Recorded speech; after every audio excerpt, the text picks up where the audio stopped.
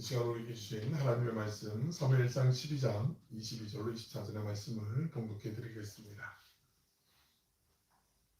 여호와께서는 너희를 자기 백성으로 삼으신 것을 기뻐하셨으므로 여호와께서는 그의 크신 이름을 위해서라도 자기 백성을 버리지 아니하실 것이요 나는 너희를 위하여 기도하기를 쉬는 죄를 여호와 앞에 결단코 범하지 아니하고 선하고 의로운 길을 너희에게 가르칠 것인즉 너희는 여호와께서 너희를 위하여 행하신 그 큰 일을 생각하여 오직 그를 경외하며 너희의 마음을 다하여 진실이 섬기라. 아멘. 한 주간 잘들 보내셨죠? 주님의 날 주의 전에 오신 여러분 모두 환영하고 축복합니다. 또 온라인으로 함께 예배드리는 모든 분에게도 주님의 은혜가 동일하게 함께 하시길 축원합니다. 기도의 어머니 하면 한나를 우리가 떠올리게 돼요. 한나 하면 역시 기도하는 어머니. 그래서 정말 소중한 사무엘을 낳게 되잖아요. 하지만 그 사무엘을 자기 품에 안는 것도 얼마 안 되고 곧바로 제사장 엘리에게로 찾아가게 되죠. 그리고 하나님께 사무엘을 바치게 되잖아요. 하나님이 주신 선물이지만 하나님의 은혜 안에서 하나님의 뜻 가운데 하나님을 위해 사용해 주시옵소서 하면서 그 자녀 사무엘을 이제 주님 앞에 바치게 돼요. 사무엘에 대해서는 나누려고 하는데요. 여호와 하나님께 아뢰м, 기도함, 간구함이라는 뜻이 사무엘 이름의 뜻이에요. 엘 하면 하나님, 엘로힘, 엘샤다이 할 때 전능하신 하나님을 얘기하잖아요. 야훼 할 때는 야는 여호와를 뜻하잖아요. 하나님께 기도함, 이런 그대로 기도의 사람이 사무엘이었거든요. 오늘 사무엘의 이야기를 좀 나누려고 합니다. 사무엘은 잘 아시는 것처럼 이스라엘의 그 왕이 세워지기 전에, 사울왕이 세워지기 전에, 우리가 요즘 이제 생명의 산 말씀 묵상할 때 사무엘상을 계속 이제 나누고 있지만 사울왕이 이제 이스라엘의 초대 왕이었잖아요. 그 이전까지는 이스라엘에 왕이 없었지요. 가나안에 들어오고 난 다음에 사사들이 왕으로서의 어떤 역할도 감당하게 되고 제사장과 같은 역할도 감당하게 되고 하나님이 명령하시는 대로 따라서 살아가면 됐기 때문에 굳이 왕을 세울 필요가 없었어요. 하지만 이스라엘 백성들이 이런 나라들 보니까 왕들이 있어요. 그게 부러웠던 거죠. 저기 좀 멋있어 보였던 것 같아요. 우리도 좀 왕이 있었으면 좋겠어요. 폐하 이러면서 멋지지 않나요? 그래서 왕을 자꾸 달라고 하나님 굳이 안 해도 된다. 내가 너희들 다 보살피고 너희들 인도할 거다. 괜찮다라고 얘기하는데도 그래도 사람이 참 충격우리 같아요. 누구나 이건 어른이가 왕을 달라고 때를 쓰죠. 그러면서 이제 이스라엘의 마지막 사사로서의 그 역할을 사무엘이 감당하게 되죠. 그래서 사울을 세우게 되는 장면들 우리가 요즘 나누고 있기 때문에 아마 잘 아실 거라고 생각해요. 사무엘은 사사의 자리에 이제 물러나게 되잖아요. 왕을 세우면서. 그러면서도 민족을 위해서 기도할 것을 약속한 것으로도 유명하지요. 사무엘의 삶은 지도자의 그 기도가 선택이 아니라 이게 당연히 해야 되는 사명이고 의무임을 아주 우리에게 분명히 보여주고 있습니다. 나라와 민족을 위해서 하나님의 뜻을 위해서 무엇을 기도하는 것이 어떤 자세가 정말 중요한 것인지를 우리가 사무엘의 삶을 통해서 바라볼 수 있게 되죠. 하나님의 뜻을 불순종한 사울에게 그 유명한 순종이 제사보다 낫다라는 말을 했던 선지자로도 우리가 알고 있지요. 우선 사무엘이 어떤 사람인지 좀 잠시 보려고 합니다. 사무엘상 7장 9절과 17절을 제가 차례대로 읽어드릴게요. 7장 9절과 17절에 있는 말씀 보시면 사무엘이 젖먹는 어린 양 하나를 가져다가 온전한 번제를 여호와께 드리고 이스라엘을 위하여 여호와께 부르짖음에 여호와께서 응답하셨도다.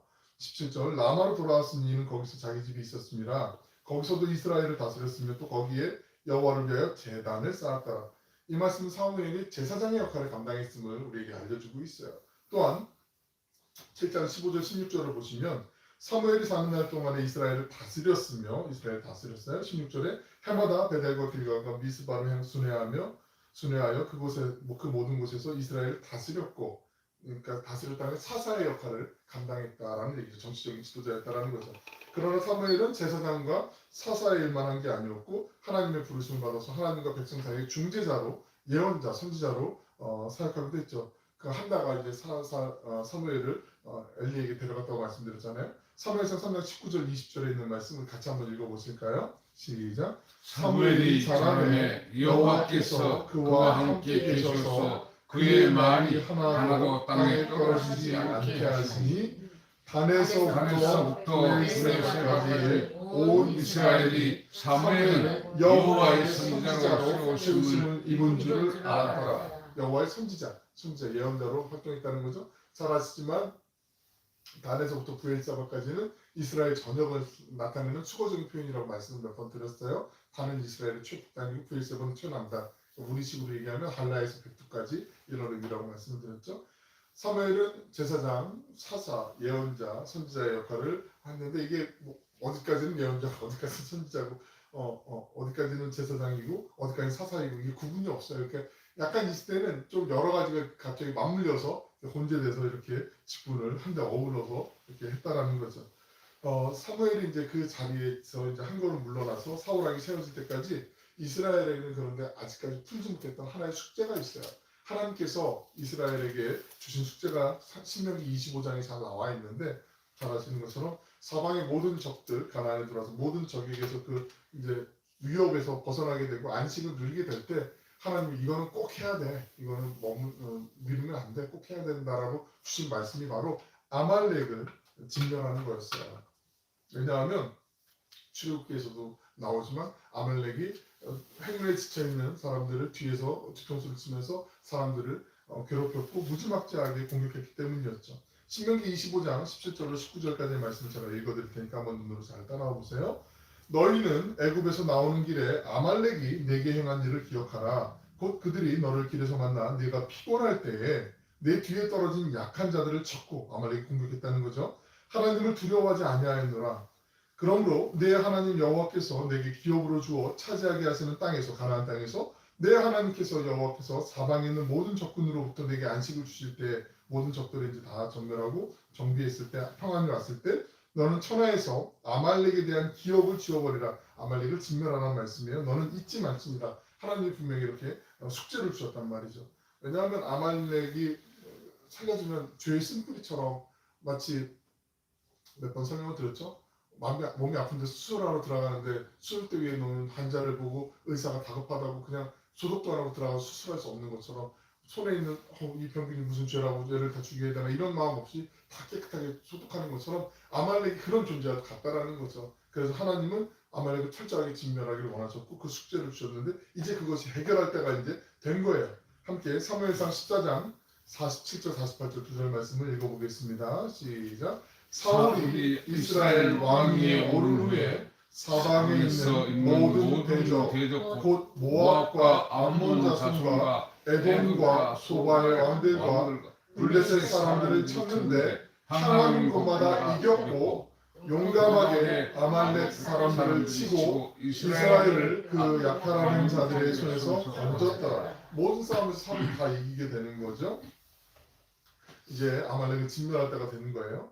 정말 아주 좋은 순간인데 이때 사울이 하나님의 명령을 온전하게 완전하게 100% 순종하지 못하는 사건이 나오게 되죠. 절반만 따른 게 어찌 보면은 아말렉이 물리치고 전리품 가운데 좀 가치가 없는 거, 이게 볼 일 없어 이런 건 다 전멸하는데 좀 가치가 좋은 거, 좋은 재물이 될 만한 것들, 좋은 뭐 힘의 보탬이 될 수 있는 것들 이런 것들만 추려내는 거죠. 그러면서 아말렉의 왕도 살려두게 되잖아요.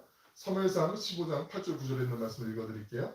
아말렉 사람의 왕 아각을 사로잡고 칼날로 그의 모든 백성을 진멸하였을 때 다 한 게 아니라는 거죠. 9절 말씀 보시면 사울과 백성이 아각과 그의 양과 소의 가장 좋은 것 또는 기름진 것과 어린 양과 모든 좋은 것을 남기고 진멸하기를 즐겨 아니하고 가치 없고 하찮은 것은 진멸하니라. 그러니까 사울 왕의 마음에 어떤 마음이 있었는지를 이제 사무엘이 추궁을 하게 되는데 그 다음 19절을 우리 같이 한번 읽어보실까요? 시작. 어찌하여 왕이 여호와의 목소리를 초롱하지 아니하고 탈취하기만 급하여 여호와께서 악하게 여기시기를 행하였나이까.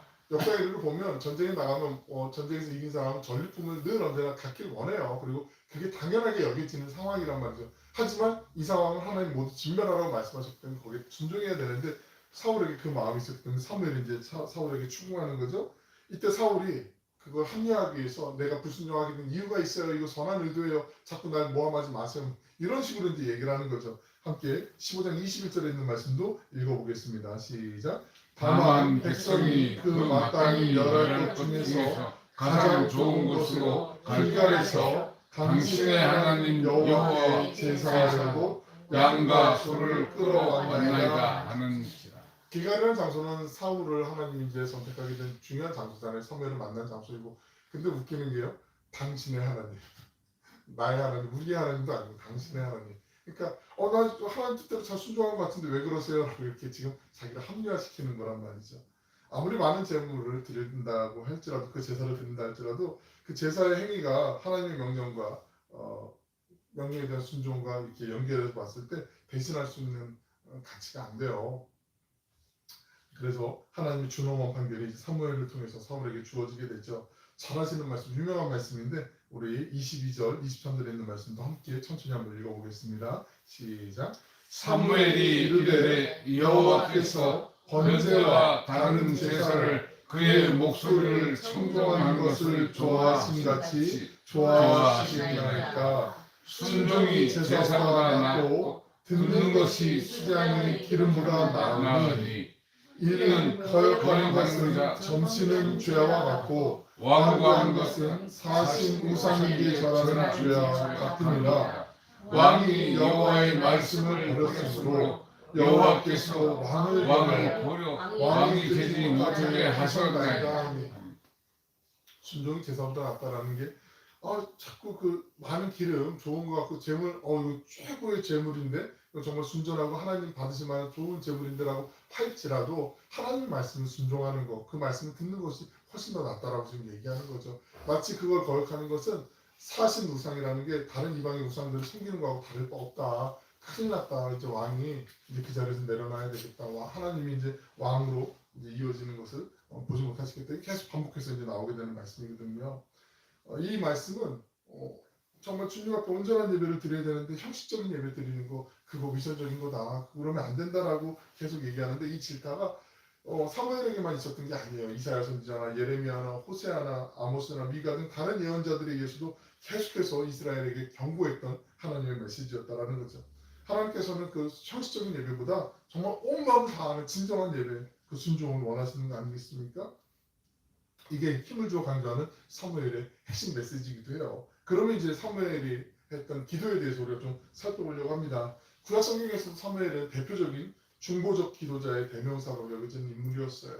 잠시 설명 하나 드리면 제가 중보기도라는 걸 우리는 많이 하잖아요. 근데 중보라는 단어 자체가 어떤 갈등이 있거나 다툼이 있는 사람들을 중재하는 화해하는 역할을 중보라고 하는데 우리가 중보기도 많이 하는데 제가 일부러 중보기도라는 얘기를 안 해요. 혹시 기억 좀 아시는지 모르겠는데 중보적 기도라는 말을 주로 많이 하고 다른 분을 위한 기도라는 얘기를 많이 하는데 왜 그러냐면 이게 그냥 쓰면 되지 뭐 이렇게 까탈하게 그러나 그렇게 보실 수 있는데 의미를 정확하게 알고 쓰는 게 중요하기 때문에 그래요. 중보기도 중보라는 말이 성경에는 찾아보면 9번 나와요. 중보라는 단어가 우리 개정판 성경에 9번 나오는데 중보의 뜻을 잘 나타내는 그 성경 구절이 우리 잘 아시는 이사야서 38장을 보시면 유명한 히스기야 왕이 나오거든요. 히스기야 왕이 하나님 앞에 기도하죠. 하나님 저 좀 살려주세요. 저 정말 이거 억울한 것 같아요. 너무 안쓰러워. 너무 답답해요. 이 병에서 빨리 낫게 해주세요라고 간절히 기도하자 하나님께서 내가 네 눈물을 부었고 네 기도를 들었다라고 말씀하시면서 히스기야의 수명을 15년 더 연장시켜주는 장면이 이사야서 38장에 나오잖아요. 잘 아시는 내용이잖아요. 그때 중보라는 단어가 나오는데 이사야서 38장 14절 한번 제가 읽어드릴 테니까 눈으로 한번 보세요. 이사야서 38장 14절 나는 제비같이 핫같이 지저귀며 비둘기같이 슬피 울며 내 눈이 쇠하도록 악망하나이다. 여호와여 내가 압제를 받사오니 나의 중보가 되옵소서라고 전하고 있어요. 성경에서의 중보의 의미는 일반적인 의미의 우리 중재라는 말을 많이 쓰는데 일반 사회에서는 중보라는 의미가 비슷한 의미긴 하지만 유일하게 예수님에게만 중보라는 의미가 사용되게 돼 있어요. 예수님이 우리를 하나님과 우리 인간 사이를 화평하게 하신 유일한 중보자. 그 모든 중보 사역의 정점은 예수님이 십자가 위에서 했죠. 십자가에서 우리의 모든 죄와 허물을 대신 짊어지시고 돌아가심으로 우리가 하나님과 화평하게 되는 그 중보자로서의 역할을 하신 것이 정점이 바로 십자가의 사건 아니겠습니까? 중보 사역은 오직 예수님에게만 적용이 되어 있어요. 디모데전서 2장 5절에 있는 말씀 잘 아시는 말씀 같이 한번 읽어보겠습니다. 시작. 하나님은 한 분이시요 또 하나님과 사람 사이의 중보자도 한 분이시니 곧 사람이신 그리스도 예수. 성경은 분명하게 예수 그리스도 한 분만이 하나님과 인간 사이 유일한 중보자라고 말씀하고 있어요. 그래서 흔히 중보기도 할게, 우리 중보기도 좀 해주세요, 뭐 이렇게 얘기하는 것을 제가 당신을 위해서 기도해 드릴게요, 이렇게 얘기하는 게 훨씬 더 성경적인 표현이라는 거죠. 그래서 제가 일부러 중보적 기도 이렇게 말씀드리는 거예요. 그러니까 앞으로 또 쓰실 때도 한번 이렇게 한번 생각해 보시고 참 힘드시죠? 제가 중보 기도할게요 보단 힘드시죠? 제가 기도할게요. 제가 부족하지만 기도하겠습니다. 이렇게 하시는 게 훨씬 더 성경적인 표현이다라는 거 좀 기억하시고 같이 이렇게 사용하시면 좋겠어요. 사무엘이 기도하는 그 기도가 대표적인 두 개가 나오는데 7장하고 12장인데 7장에 있는 말씀 보시면 잘 아시지만 이스라엘 백성들이 블레셋의 이제 위협으로부터 두려워 떨고 있었단 말이죠. 그때 사무엘이 사람들이 어떻게 우리 큰일 났어요 얘기할 때 미스바 광장으로 다 모이게 해요. 미스바에서 정말 영적인 대각성 집회가 금식하면서 일어나게 되는 장면 잘 아실 거예요. 그런데 7장 5절에 있는 말씀 읽어드릴게요. 사무엘이 이르되 온 이스라엘은 미스바로 모이라 내가 너희를 위하여 여호와께 기도하리라. 다 이제 회중들을 모으게 된단 말이죠. 미스바는 이스라엘 사람들에게 성소가 있었던 곳이고 그들에게 하나로 하나님을 향하게 하는 결집력이 있는 장소였고 믿음의 귀한 거룩한 곳이었단 말이죠. 하나님 앞에 이제 모여서 회개하게 되는 거죠. 블레셋 사람들이 이스라엘 사람들이 한 곳에 모였다고 하니까 잘 됐네. 너희들이 찾아다니지 않아도 되겠네. 이제 너희는 한번 우리한테 한번 당해봐 이러면서 블레셋이 이제 침공하려고 마음을 먹고 이제 달려드는데 그때 이스라엘 백성들이 우리를 좀 기도해 주세요. 중보적 기도를 좀 해주세요라고 그렇게 사무엘에게 부탁을 하죠. 사무엘상 7장 8절에 있는 말씀 보시면 같이 한번 읽어보실까요? 시작. 이스라엘 자손이 사무엘에게 이르되 당신은 우리를 위하여 우리 하나님 여호와께 쉬지 말고 부르짖어 우리를 블레셋 사람들의 손에서 구원하시게 하소서. 우리를 위해 기도해 달라고 이렇게 간청하는 거죠. 사무엘은 그 블레셋의 침입이라는 그 국가적인 위기가 닥치게 되자 이제 제단을 쌓고 온전히 기도를 하게 돼요. 7장 9절에 있는 말씀 읽어드리면 사무엘이 젖먹는 어린 양 하나를 가져다가 온전한 번제를 여호와께 드리고 이스라엘을 위하여 여호와께 부르시즘에 여호와께서 응답하셨도다. 하나님께서 간절한 그 사무엘의 기도에 응답하셔서 블레셋의 침입을 완전히 무력화시키세요. 10절 11절에 있는 말씀들 읽어드릴게요. 사무엘이 번제를 드릴 때 블레셋 사람들이 이스라엘과 싸우려고 가까이 오매 그날에 여호와께서 블레셋 사람들에게 큰 우레를 발하여 그들을 어지럽게 하시니 그들이 이스라엘 앞에 패한지라. 이스라엘 사람들이 미스바에서 나가서 블레셋 사람들을 추격하여 벳갈 아래에 이르기까지 쳤더라. 한 명의 지도자가 기도하고 나니까 한 국가가 그 위기가 극복이 되게 되는 사건이죠.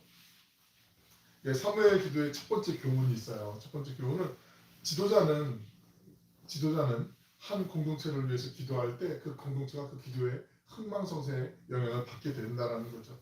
블레셋의 그 침공 앞에 기도할 때 그 사무엘의 간절한 기도를 하나님 들어주셨어요. 사무엘이니까 그러겠지 뭐 지도자인데 뭐 이렇게 생각할 수 있는데 아니에요. 우리 모두는 다 하나님께서 우리를 지도자로 세워주셨어요. 어떤 영향력을 끼치는 자리로 우리를 불러주셨단 말이죠. 공동체에 크게 상관없어요. 가정에서도 어머니로 아버지로 또 자녀로서의 또 역할이 있어요. 우리가 이 땅을 살아가면서 하나님은 우리에게 세상 속에서 기도할 수 있는 지도자로 우리를 불러주셨단 말이죠. 그게 사명이에요. 사명. 우리를 부르신 그 소명에 안에서 구체적으로 우리에게 주어진 자리가 사명의 자리 아니겠어요? 우리가 기도할 때 그래서 우리가 있는 곳 가정이 살아나게 되는 거예요. 우리의 직장이 살아나게 되는 거죠. 우리의 학교가 살아나게 되는 거죠. 우리의 나라가 살아나게 될 줄로 믿습니다. 밤새 때까지 해도 아멘을 안 하실 것 같은데 하나님은 우리를 그렇게 불러주셨단 말이죠. 기도하는 거죠. 기도하는 거. 기도하면 반드시 하나님이 들어주세요. 사무엘의 기도에 대한 두 번째 본문이 12장에 있는 말씀인데요. 우리가 지금 요즘 이제 묵상하고 있는 말씀 묵상에 그 흘러가는 게 얼마 안 된 시간인데 그 12장에 보시면 이제 사무엘이 한 걸음 물러나고 이제 사울왕이 이제 등극하게 되면서 은퇴 설교 내지는 고별 설교 같은 거에 자리를 물러나게 되면서 사무엘이 자신이 기름 부은 왕에게 지도자의 자리를 마련하기 위해서 사사직을 스스로 물러나게 되잖아요. 그러면서 임무가 끝나게 돼요. 그러면서 백성들 앞에서 내가 지도자로 있는 동안 여러분께 잘못한 게 있습니까? 하고 이제 물어보게 되는 장면이 나타나게 되거든요. 사무엘상 12장 3절에 있는 말씀을 같이 한번 천천히 읽어보실까요? 시작. 내가 여기 있나니 여호와와 그의 기름 부음을 받은 자 앞에서 내게 대하여 증언하라. 내가 누구의 소를 빼앗았느냐? 누구의 나귀를 빼앗았느냐? 누구를 속였느냐? 누구를 압제하였느냐? 내 눈을 뜨게 하는 뇌물을 누구의 손에서 받았느냐? 그리하였으면 내가 그것을 너희에게 갚으리라 하니. 내가 이 재임하는 이 기간 동안 여러분의 것을 혹시라도 내가 뭘 뺏은 게 있습니까? 아니면 나쁜 짓을 한 것이 있습니까? 알려주세요. 제가 혹시라도 모르는 게 있으면 제가 여러분께 갚아드릴게요 라고 이렇게 진솔하게 얘기하는 거예요. 그때 이스라엘 백성들이 4절에 그들이 이르되 당신이 우리를 속이지 아니하였고 압제하지 않고 갑질하지 않았고 누구의 손에서든지 아무것도 빼앗은 것이 없나이다 하니라.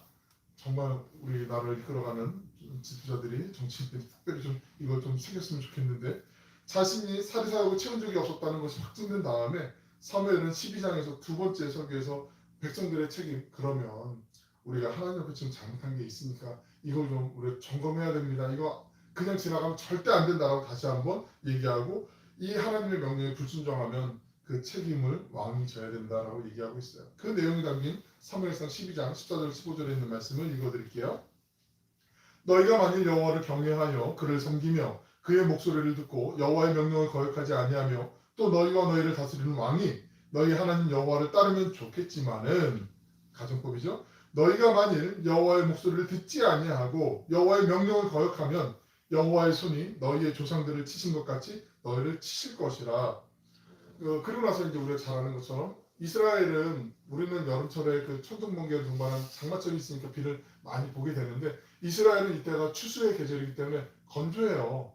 건조할 때 추수하지 뭐 비가 많을 때 추수하진 않잖아요. 그런데 이상하게 이때 하나님 앞에 우리가 잘못했다 사무엘이 이제 기도하자 그때 우레소리하고 큰 비가 나오게 되잖아요.